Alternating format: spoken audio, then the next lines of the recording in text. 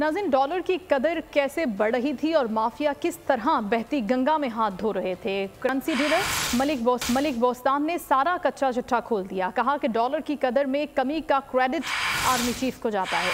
Open market rate पहली बार interbank से भी कम हो गया है। जनरल नासिर मुनीर ने हमारे मुतालबे पर ब्लैक माफिया के खिलाफ क्रैकडाउन कराया। कौम मायूसी का शिकार थी। आर्मी चीफ उम्मीद की किरण बनकर आए। अपने पैरों पर खड़ा होने का आखिरी मौका है।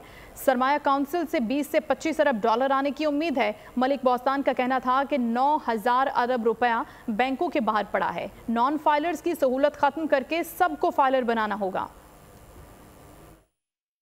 अलग का रेट जो है वो तकरीबन 1 साल बाद इंटर बैंक का रेट फ्री मार्केट का रेट इंटर बैंक से भी कम हुआ है। ये बड़ा अलग कर्म हो। मैं सबका credit chief of army staff जनाब आसिम मुनीर साहब को जाता है, जिन्होंने बड़ी हमारे कहने पे क्रैकडाउन किया। चीफ ऑफ आर्मी स्टाफ ने बड़ा मैं समझता हूँ इस वक्त जो पूरी कौम मायूसी का शिकार थी, उम्मीद की किरण बन के आए हैं। इंशाल्लाह पाकिस्तान अपने पाँव में खड़ा। ये आखिरी मौका है पाकिस्तान के लिए। तो मैं समझता हूँ वो जो स्पेशल इन्वेस्टमेंट काउंसिल बनाई गई है उसका वक्त आ गया। उसमें इन्वेस्टमेंट अगर आ जाती है, सुना है कि इसी महीने में 20 से 25 मिलियन अरब डॉलर आने वाले हैं। तो मैं समझता हूँ इस वक्त 9,000 अरब रुपया जो कि बैंकों से बाहर पड़े इस माफिया के पास, उसको नॉन फाइलर की फैसिलिटी खत्म करें, सबको फाइलर बनाए ताकि सारा पैसा बुक पे आए और पाकिस्तान की इकानमी शामिल हो जाए। पूरी कौम पाकिस्तान आर्मी के साथ है, चीफ ऑफ आर्मी के स्टाफ आसिम मुनीर के साथ है।